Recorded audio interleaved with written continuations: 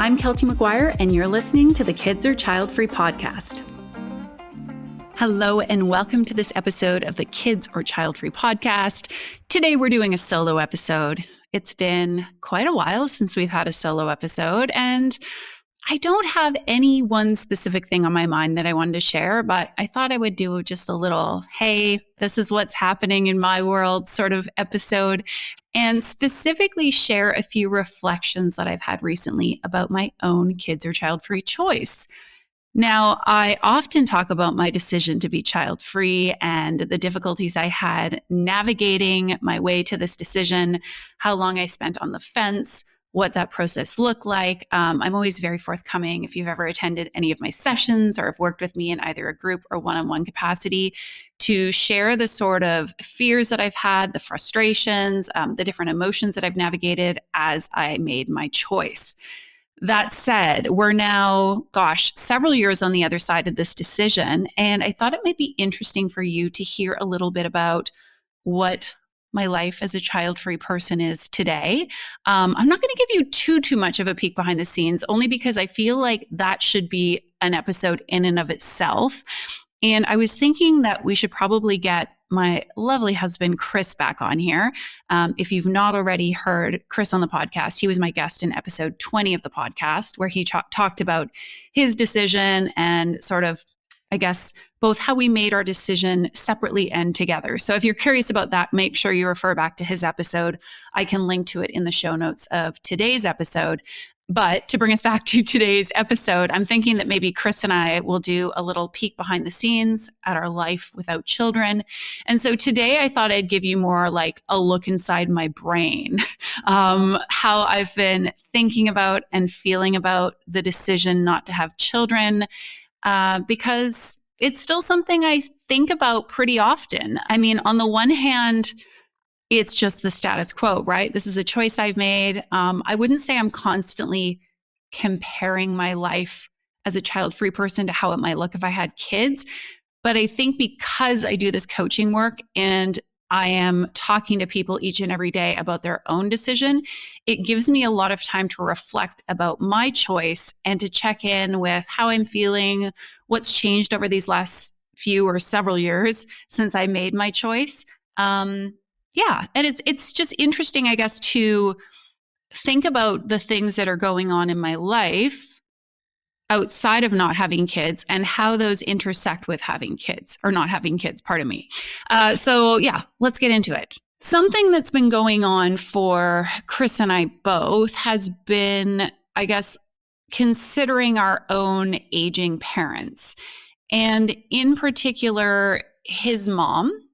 Now, his mom is close to 80, and she's been dealing with some health stuff that has required some support and help of her kids. Now, Chris has 3 siblings, and my situation is, as you may know, my dad passed away 8 years ago, so it's just my mom. My mom is soon to be 72, just in a couple of weeks here, and she is in a really good health, but she has had some health related stuff that she's dealt with the last little while. In particular, she had a fall in the spring, which makes her sound much more elderly than she is. It was just a total sort of accident. She tripped on something when she was out for a walk, but that has led to her having to navigate some health stuff. So I just set that up to say that for Chris and I both, as people without kids, it's been interesting to see how we've been able to, I guess, take on or relate with our parents, our moms in particular, in a different way than we would probably be able to if we had kids. So Chris, for example, he has, as mentioned, he's one of 4 kids, 3 siblings. All the other siblings have children. And both because we don't have kids and because Chris is flexible in traveling with work, often to the area where his mom is, he's been able to visit her a lot more frequently lately and help her with sorting out some health-related stuff, some administrative stuff related to that. They're looking at a possible move and her getting some more support as she ages. And it's not to say that wouldn't be possible if he had kids. And I mean, he's been engaging with his siblings on all this, but we both recognize that because he doesn't have his own children to tend to, it's easier for him to be flexible and to support his mom in a way that I think could potentially be more challenging if he had kids, and specifically would put pressure on me, right? Because Chris is gone quite a bit for work, and that's a dynamic that actually I think works really well for us. We both appreciate having our space, our alone time. As you maybe have heard me share, we have a small apartment. We live in a 1-bedroom apartment, and I'm very busy during the week working from home and often having calls into the evening. So when Chris is away for work during the week, I'm like very happy to just have the space and the quiet. I have to laugh because quite literally in the last 10 minutes, as I was wanting to record this episode, which is a do-over of another episode I recorded that I may or may not release, but I wasn't super happy with how it turned out. So I said to Chris, I got to do a do-over. This is this week's episode. We got to get it recorded. And his day had been postponed. He wasn't getting out the door to travel for work as he's doing the drive this evening. And I just had to have a bit of a laugh because I was like, I need you to leave. Please leave the house because, again, we live in a 1-bedroom apartment, and it makes things like recording podcast episodes tricky when someone's coming and going through the very few rooms we have, and he's doing his respective work calls. So all that to say, we appreciate the time and space that his work travel, I guess, sort of affords us, and he enjoys traveling for work. Now, if he was going to support his mom and I was at home with young children, in addition to running my own business, that would feel a lot more complex, and I probably would have different feelings about him traveling for work, and probably my guess is not want him to travel quite as often because it would feel like a lot more burden on me to be able to, be managing the household and kid or kids, etc. So yeah, it's kind of like not that big of a thing as far as us not having children, for him to be able to put additional time and energy into supporting his mom. And I've also encouraged him to do that. And it's also, I guess, given me the feeling of like, hey, what does your mom need? Like, let's see how you and we can support her, whatever that looks like. I've even said to him, if she needs you there for a longer period of time, she lives about 3 or 4 hours from us, like, we'll figure it out. Go be with her for a longer period of time. And again, I feel like that conversation would probably look really different if we had kids in the picture.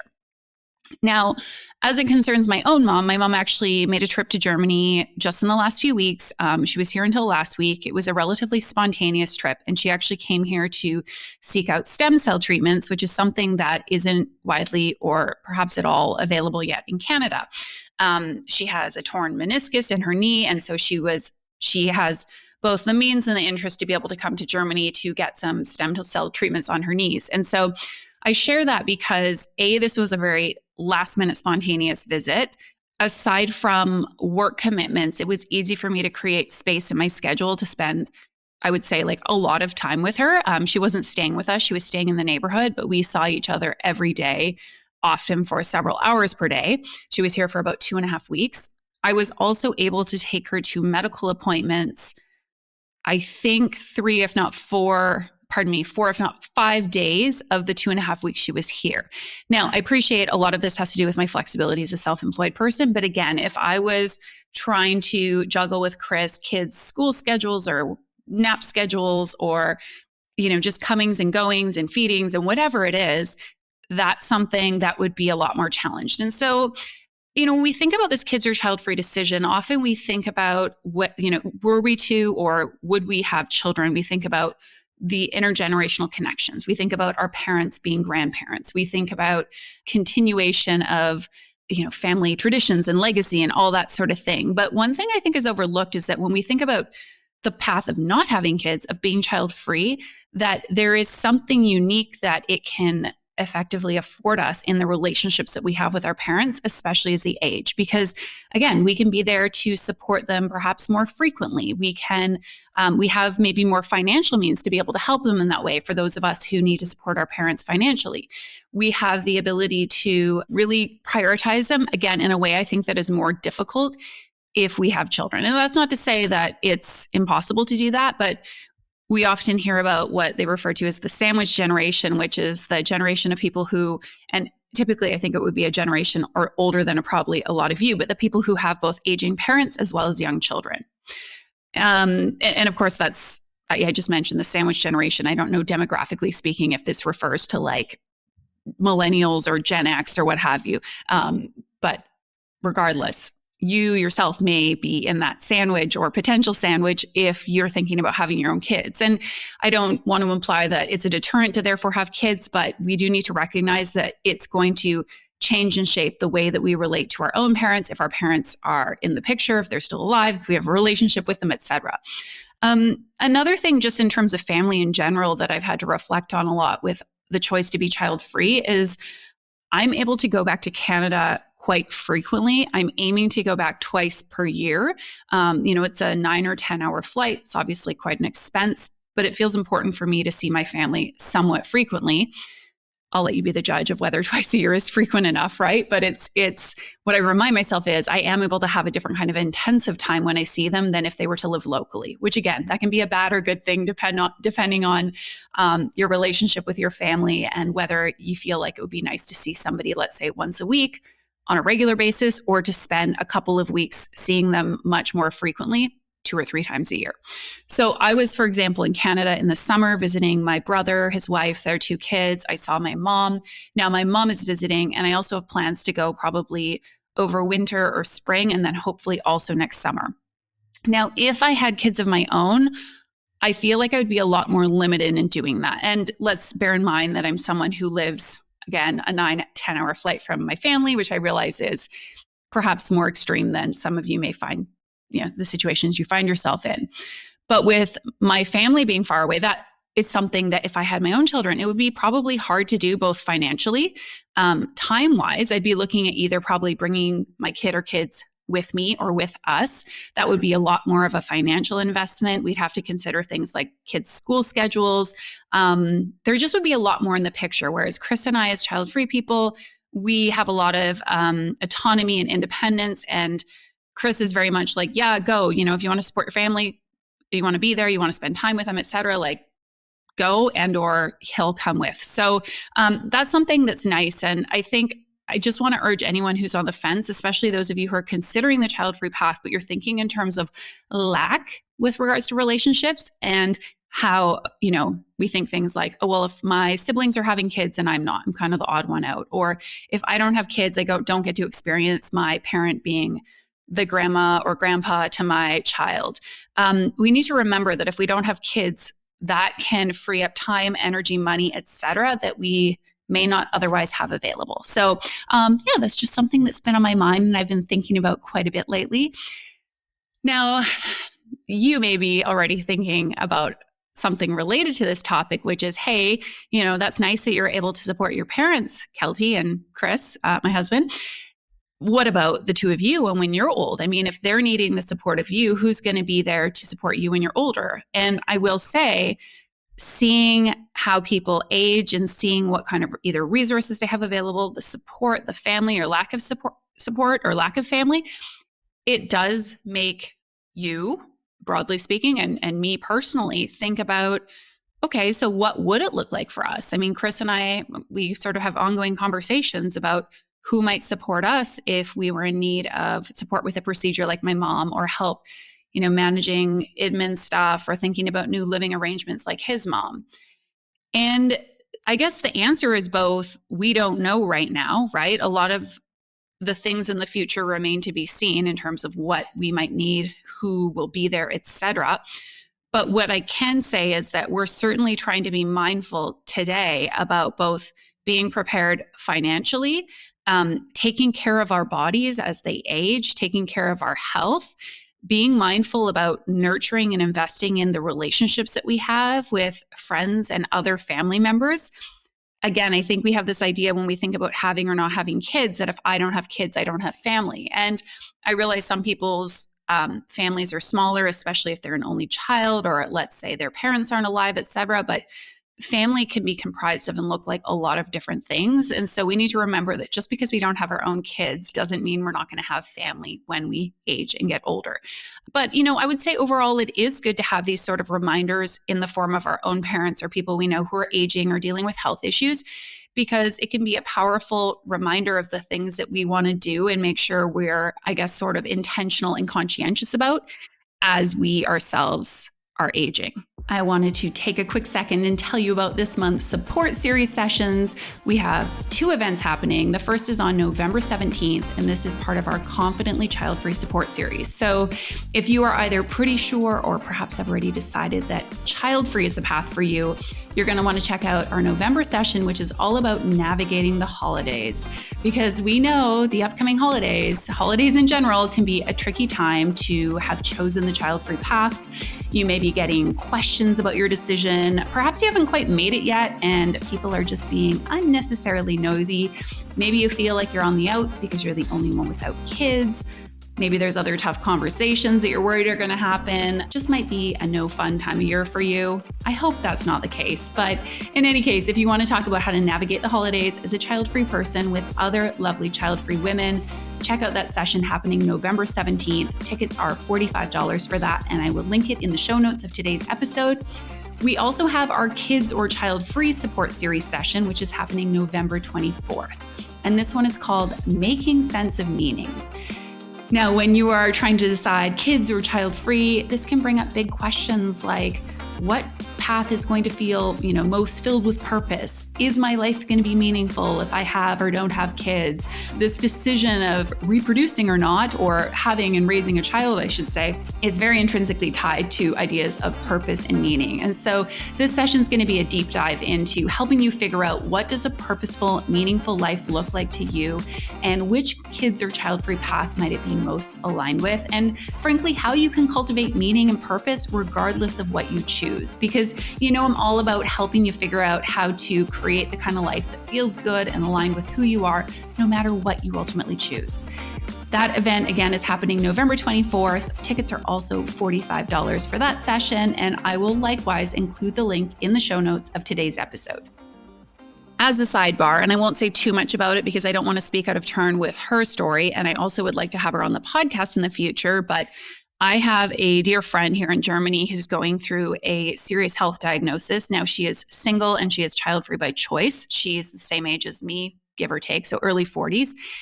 And it's been interesting to see how she's managed this, because she has had an incredible outpouring of support from people, despite the fact that we might say on paper, she's someone who's not as well positioned to have support, in the sense that she doesn't have a partner and she doesn't have children. And so again, I'd like to have her share her story perhaps in a few months' time. Again, she's going through some things right now with that. It's just this beautiful example for me that if you have supportive friends, and yes, she does have family members in the form of her own parents are both still alive. She does have a sister. She's got a niece and a nephew. Predominantly the people who have been there to support her and sort of on the ground have been dear friends of hers. And a lot of these are relationships that she's made in relatively recent years. So that has been really cool to witness and see. And I think it's important that we also pay attention to the people in our lives who are receiving support and who are in community, who have family-like relationships, who don't have children. All right, what else has been on my mind? Well, one thing I will say, and interestingly, the episode that I have recorded, that I'm going to keep it, what do they say, in the can? Is that like a production, a filmmaking term, I think? I'm going to keep it on hand for future. Let me know if you want me to air the episode about it. But basically, it's about finding evidence to support your decision, sort of building a case, if you will. And this is something that I'm constantly doing, but I will say that it's been top of mind recently, is that I am looking for and trying to find reasons that reinforce my child-free choice. I, of course, could also look around me and find reasons that say that this was a really dumb thing to do, to not have kids, and that I'm missing out, and that I should have become a parent. And I could look at other parents and say, oh my God, and look how great their lives are. But I'm not doing that, okay? I am looking for a reason for myself. And P.S., this is not about me trying to persuade myself or convince myself that I've made the right choice, but it's more about me reminding myself, this is why I've chosen what I've chosen. And this is also why I feel good about my child-free decision. So for example, when my mom was here, reminding myself hey, it's great to have this time and capacity to be able to spend with her. Having taken on and offered some sort of light level, I'm going to call it, but care for her while she was here, and specifically with her being not as mobile because of the procedure she had done on her knees. It was also a reminder, a sort of a reinforcement for me that I don't know if I would have been cut out for parenthood. And it was a challenge, I think, especially, right? Like I'm 43. I've spent the entirety of my life predominantly caring for and concerned with myself, at least my adult life. It was a shift for me to make to have constant sort of care consideration for someone else. And that's not to say that I don't care for and I'm never responsible for anyone and anything else. Of course, Chris and I were in this committed partnership together. There's a lot of thinking about the other person.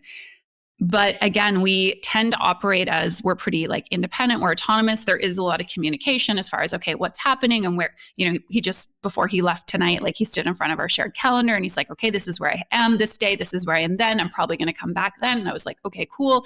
Then we have this happening. Like there's kind of this constant dialogue between the two of us about what's going on in both our individual and shared lives. And we do share a lot of our life together. It's not just like we're living separate lives.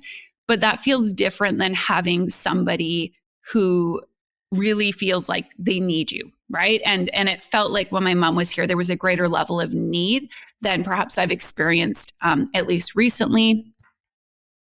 As you may know from my story, my father was disabled for 10 years before he died in 2018. And although he had his own full-time caregivers, that was, of course, like someone who was entirely dependent upon others because he was in a wheelchair. He was a quadriplegic on a ventilator. Again, I've talked about this in past episodes. I realize that's like a heavy sort of thing to table in this brief solo episode today. So it's not that I've never experienced this with a parent or a loved one, this sort of dependency, but it is something when your day-to-day doesn't feel like that can feel like, whoa, that's a lot. And it's a reminder for me of just how much I would have to put myself and my needs, not entirely, but in many ways, in many days, on the back burner if I would have had kids.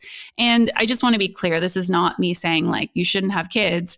I think we can become used to doing that and we can find a way to make that scenario work for us. But I also think it's really important to know that if we are having children, like, a lot of times we're going to have to at least defer, postpone, or change the way that we are supporting ourselves, our own wants, needs, desires, knowing there's someone else that we also need to care for and tend to. It was interesting too, when my mom was here, like how much it was easy for me to sink into this. If I've made something to eat and let's say she shows up here to spend some time, it's like, I'll give her the food that I've made for myself and then I'll make myself something after. And that's maybe, I'm not painting a super clear picture, but it was interesting to see like, I'm willing or inclined to just be like, here, you be comfortable, you be fed, you be rested. I'll take care of me after. And I know that's the way it goes for a lot of moms and a lot of parents. And so it's just interesting to reflect like, ooh, that's definitely something that would have challenged me if I would have had kids of my own. Okay, let's see here. So something else I guess I've been thinking about recently is just like recognizing the ebb and flow of relationships and specifically friendships. I want to offer some consolation for any of you who are really in the thick of it right now with friends who have had or having children, especially young kids, because that's a tough place to be in as a person who's on the fence or someone who has decided to be child-free, because as we know, it's an intense time of life. And those little people require so much. They become the priority in parents' lives. And if you're feeling right now like, wow, my friends are living different lives, they're in a different season of life, even if you're thinking about having kids yourself, it can feel like they've already taken off running while you're still trying to figure out how and if you want to crawl, so to speak. I can say as someone who is 43 years old, who, yes, I have friends who are still having babies, starting families, that kind of family. Again, I always want to be mindful when I use the term family. Family can apply to a lot of things. Chris and I and our dog are also a family. But when you think about people having kids, now that I'm 43 and I, yes, have people with these little kids and infants, I also have quite a few friends with older kids who are like coming into their teen years. And I will tell you that things will generally, can't make any promises, but they will generally improve as far as the ability to communicate, to connect with, to spend time with those parents of older kids when they're through that season of like the really intensive infant years and toddler years. And so I want to like kind of give you a little wave from the other side of what might be a difficult time period for you on the friendship front. The other thing I've just had to reflect for myself is that like friendships change no matter what. I have friends without kids who I've experienced periods of like real closeness and spending a lot of time. And then we see this a lot as foreigners here in Germany. Well, Chris is German, but for me, right? We see a lot of our friends are from other places, other countries, and they come to Munich for a time and then maybe they move somewhere else. And so we like to think that friendship never has an expiry date and that we're going to be best of friends with these people who come in our lives forever, but that's not always the case. And it also is sometimes that they're in our lives, they're out of our lives, they're in our lives, they're out of our lives, or they're in our lives in a more intensive and then less intensive fashion. And so I've just reminded myself that like whether or not we have kids or had kids, we're not going to be immune to these ebbs and flows, and it's also okay.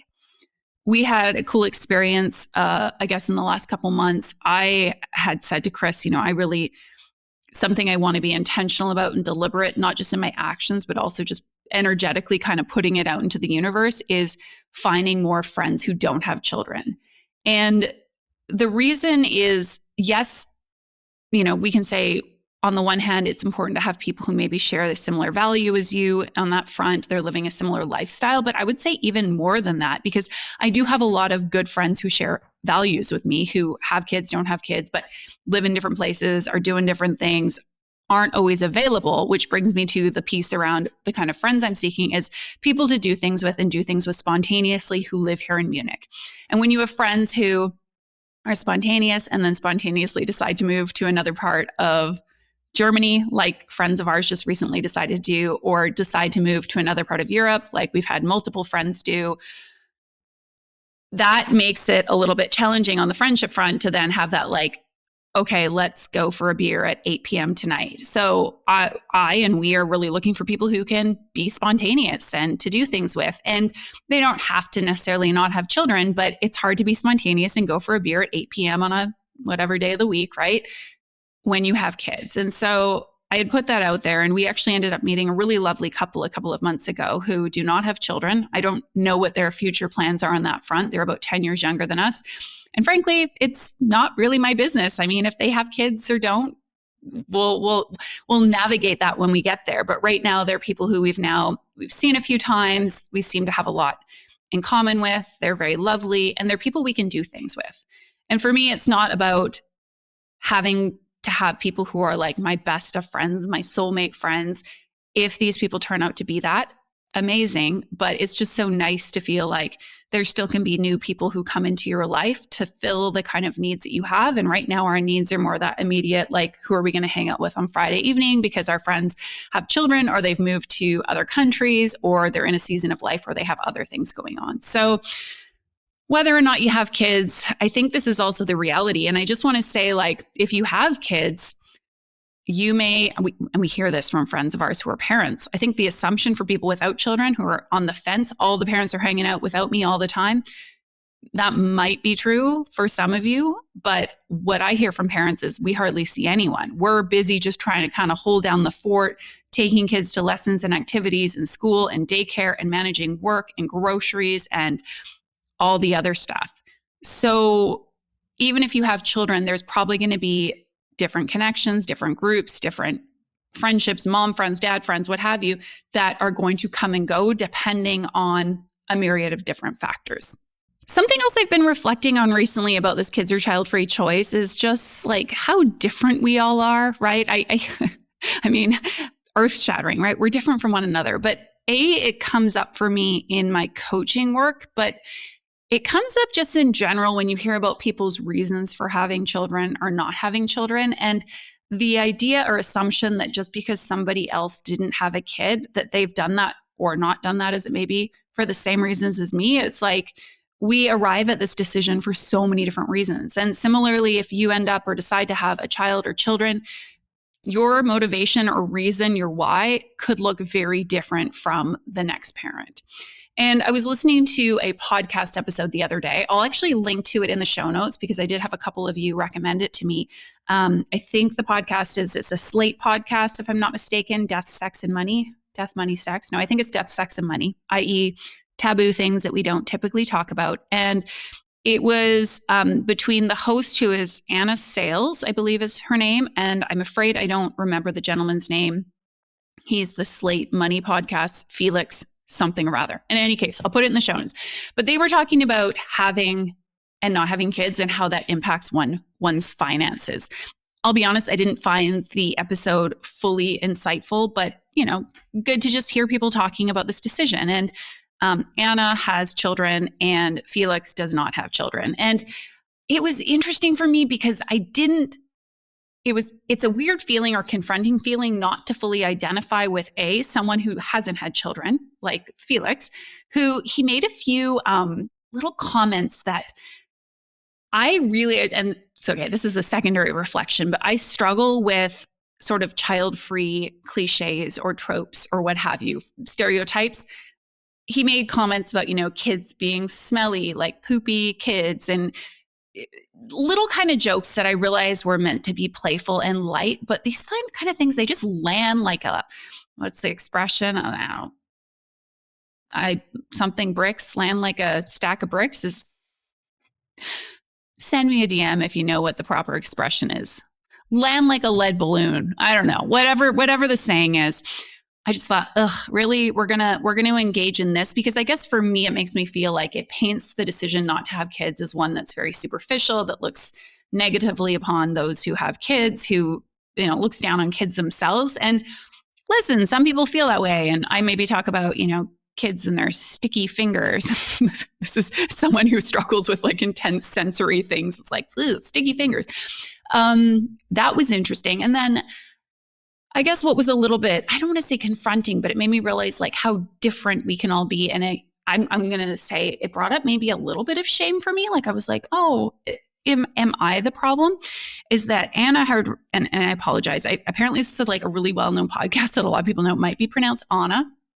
In any case, the host, she said that for her having kids, she feels like she's part of, and I think the framing was like an intergenerational flow and sort of, this idea of like legacy and continuity.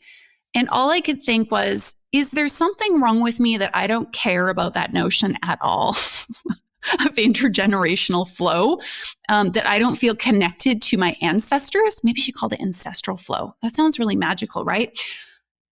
It was interesting because I thought, okay, is there something missing in the picture here for me where I'm not thinking that much about the people who have come before me? I mean, of course, I think about my own parents.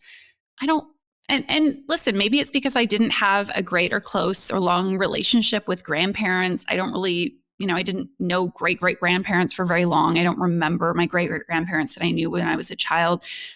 Maybe it's because I don't understand or know enough about the story and the lineage of my family. I think this probably is different depending on like your culture, depending on the relationships that you have or had.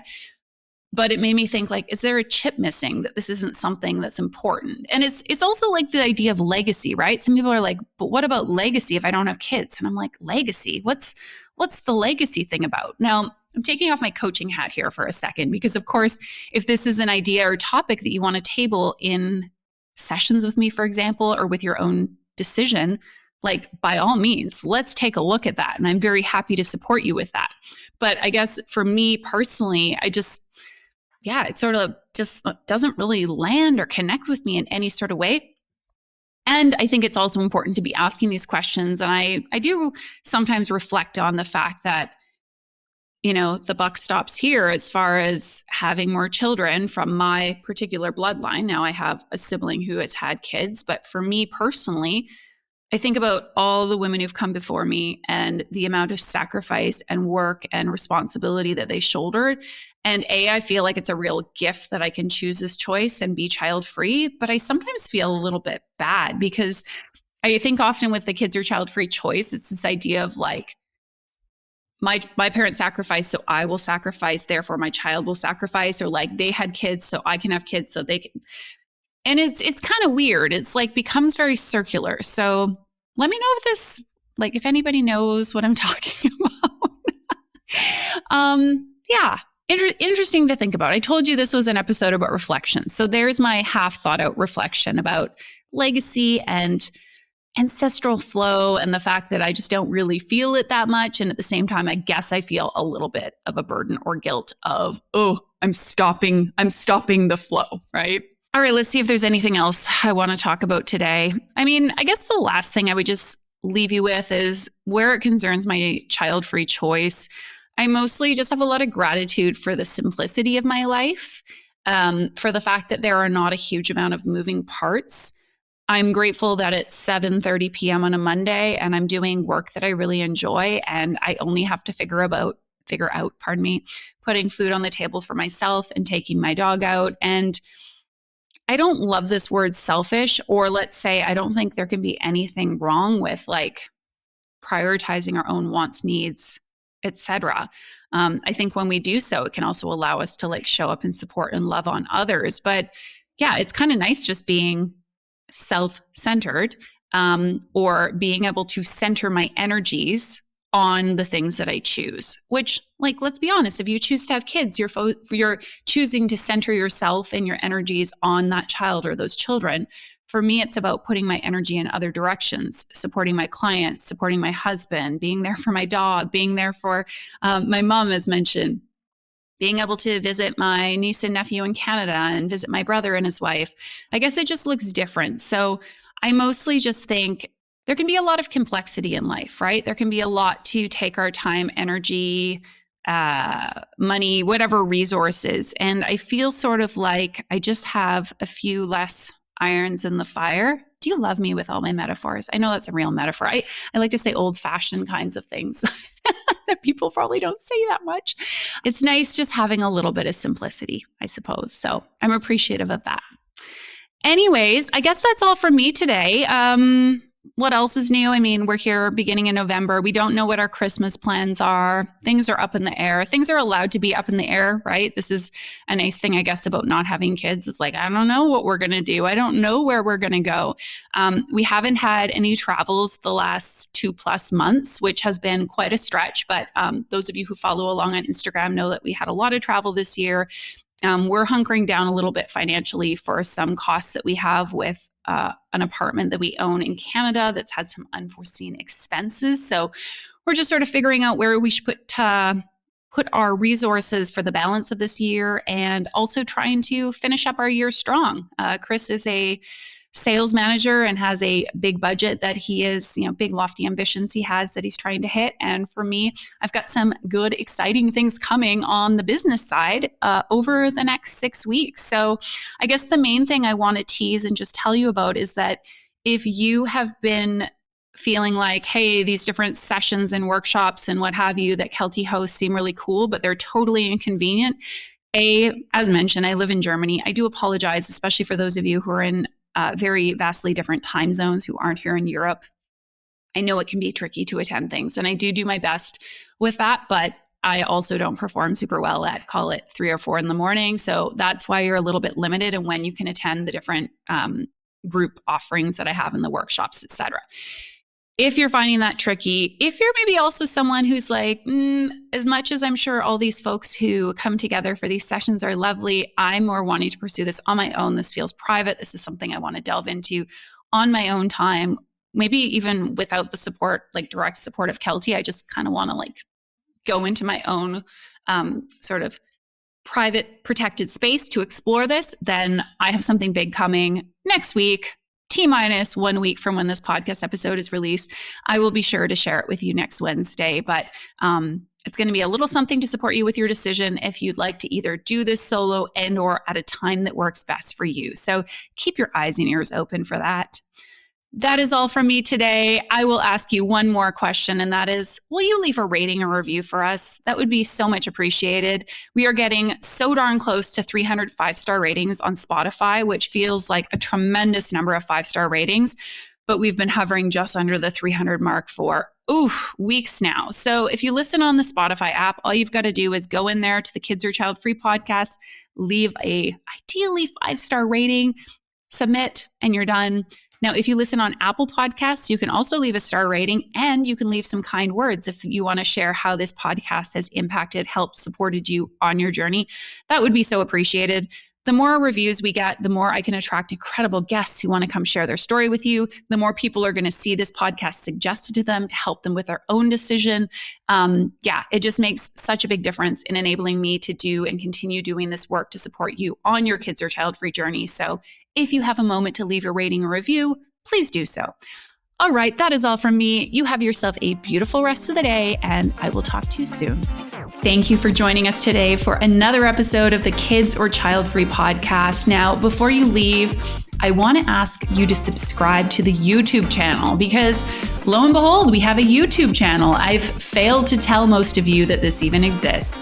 Now, you can not only find all episodes of the podcast on our YouTube channel, but you can also find short form videos. We've got them categorized based on the types of conversations I'm having, whether they're with parents, whether they're about being child-free. We've got different tips on how you can navigate this kids or child-free decision. So lots of good stuff there. Go check it out. Our YouTube channel is Kids or Child-Free. I will have it linked in the show notes of today's episode, so you've got that handy. Otherwise, you can give it a search. And don't forget to hit subscribe so you don't miss any of our upcoming episodes or videos that we share on there. All right, that is all from me. I hope you have a beautiful rest of your day.